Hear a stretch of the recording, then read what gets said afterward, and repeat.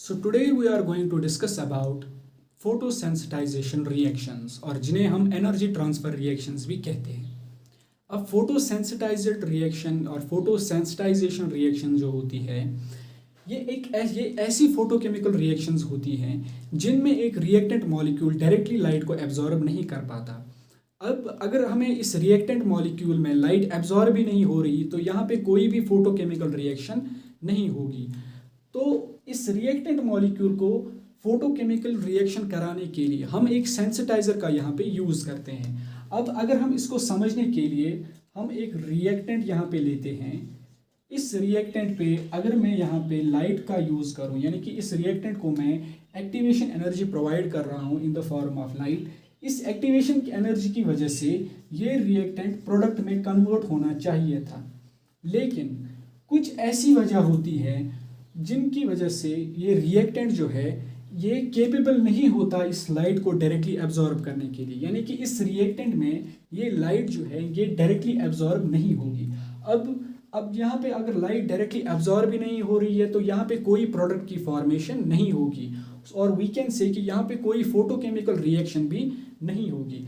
अब इस reactant molecule को प्रोडक्ट्स में कन्वर्ट करने के लिए हम यहाँ पे एक सेंसिटाइजर का यूज़ करते हैं और जिसे हम फोटोसेंसिटाइजर भी कहते हैं। अब ये सेंसिटाइजर मॉलिक्यूल यहाँ पे क्या काम करता है? ये सेंसिटाइजर मॉलिक्यूल जो है ये इस लाइट को एब्जॉर्ब करता है, फिर यहाँ पे एनर्जी ट्रांसफ़र की वजह से ये सेंसिटाइजर जिसने लाइट के एब्जॉर्ब होने के बाद एक्स्ट्रा एनर्जी गेन की थी, ये सेंसिटाइजर फिर अपनी एनर्जी रिएक्टेंट्स को प्रोवाइड करके देगा।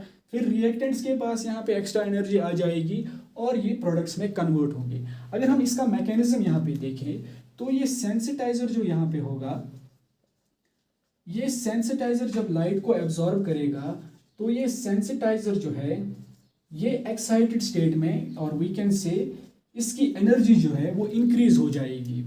अब जब इस सेंसिटाइजर की एनर्जी जो है वो इंक्रीज हो रही है तो ये एक्साइटेड सेंसिटाइजर और वी कैन से कि एक्टिवेटेड सेंसिटाइजर जो होगा ये अपनी एनर्जी यहाँ पे ट्रांसफ़र करेगा रिएक्टेंट्स को।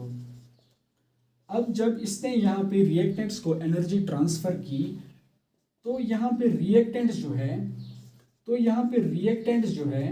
अब ये रिएक्टेंट्स यहाँ पे एक्टिवेट हो जाएगा और वी कैन से कि इन रिएक्टेंट्स की एनर्जी जो है वो इंक्रीज हो जाएगी और जो सेंसिटाइजर की जो पहले एक्स्ट्रा एनर्जी थी ये इस एक्स्ट्रा एनर्जी को लूज़ करने के बाद अपने ग्राउंड स्टेट में वापस आ जाएगा, यानी कि इसकी एनर्जी फिर से यहाँ पे कम हो जाएगी।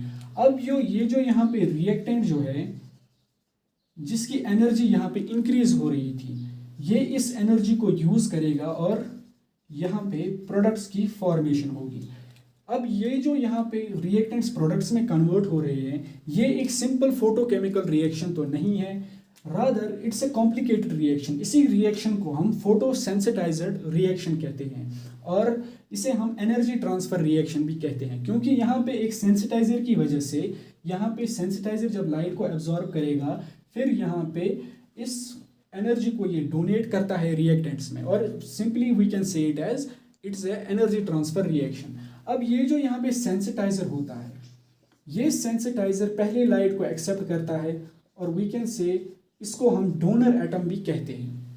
अब ये डोनर एटम जो होता है ये सबसे पहले लाइट को एब्जॉर्ब करता है और इसकी एनर्जी जो होती है और इसकी जो एनर्जी गैप होती है वो सबसे ज़्यादा होती है और यहाँ पे जो रिएक्टेंट मॉलिक्यूल है these are the acceptor molecules.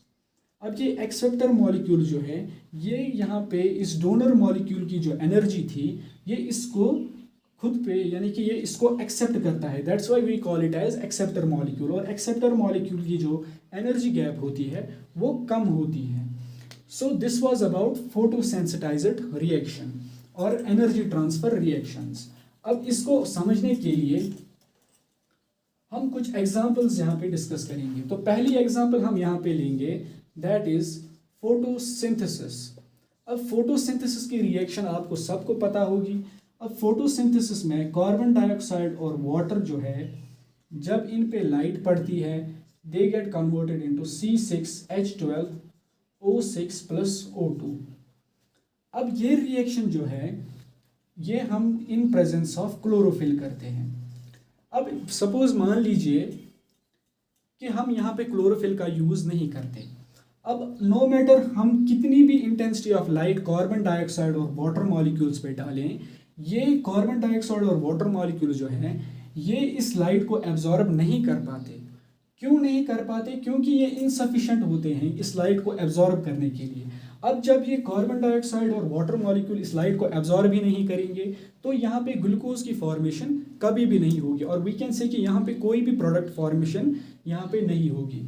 अब क्योंकि हम यहाँ पे एक क्लोरोफिल का मॉलिक्यूल एज सेंसिटाइजर यूज़ करते हैं, तो ये क्लोरोफिल जो होगा, क्लोरोफिल इस लाइट को एब्जॉर्ब करेगा, और लाइट को एब्जॉर्ब करने के बाद ये क्लोरोफिल जो है ये एक्साइटेड स्टेट में जंप करेगा और इसकी एनर्जी जो है वो इंक्रीज हो जाएगी। अब ये एक्साइटेड क्लोरोफिल जो होगा, या वी कैन से कि एक्टिवेटेड क्लोरोफिल जो होगा, ये यहाँ पे अपनी एनर्जी को डोनेट करेगा और अपनी एनर्जी को ट्रांसफ़र करेगा कार्बन डाइऑक्साइड और वाटर में।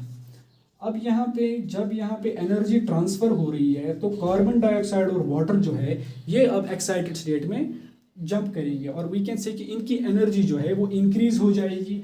अब ये कार्बन डाइऑक्साइड और वाटर मॉलिक्यूल की जब एनर्जी यहाँ पे इंक्रीज़ होगी तो ये इस एनर्जी को यूज़ करेंगे to form C6H12O6 and O2।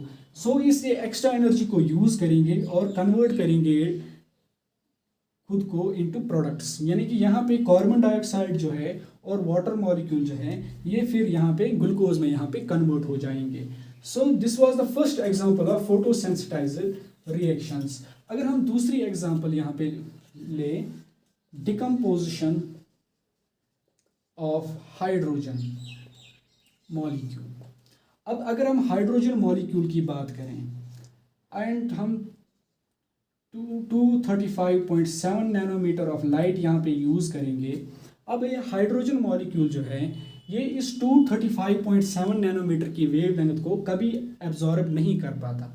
अब ये हाइड्रोजन जब इसको एब्जॉर्ब भी नहीं करेगा तो इसका मतलब जो है कि हाइड्रोजन कभी एक्टिवेट यहाँ पे नहीं होगा और ये कभी प्रोडक्ट यहाँ पे नहीं बनाएगा, और वी कैन से कि यहाँ पे हाइड्रोजन की कभी डिसएसोसिएशन नहीं होगी। रादर अगर हम 235.7 नैनोमीटर की वेवलेंथ ऑफ लाइट को हमें हाइड्रोजन मॉलिक्यूल में एब्जॉर्ब कराना है तो हम हाइड्रोजन के साथ मरकरी के कुछ वेपर्स यहाँ पे यूज़ करते हैं। अब ये मरकरी जो है ये इजीली 235.7 नैनोमीटर की वेवलेंथ ऑफ लाइट को एब्जॉर्ब करेगा, एंड इसकी वजह से मरकरी जो है ये एक्साइटेड स्टेट में जंप करेगा, और फिर यहाँ पे इसकी एनर्जी जब इंक्रीज हो जाएगी तो यहाँ पे इस एनर्जी को ये ट्रांसफ़र करेगा हाइड्रोजन में।